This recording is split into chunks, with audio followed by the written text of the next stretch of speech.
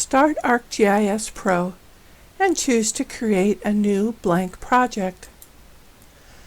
A default name and location are suggested, but wise users mindfully select appropriate names and locations for data. Name the project New Jersey and specify the GIS class Projects folder as the location to store it.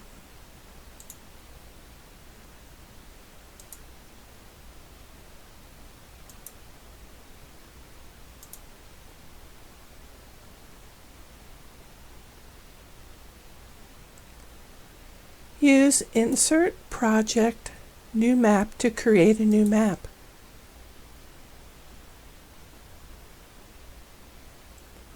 Rename the map NJ Data.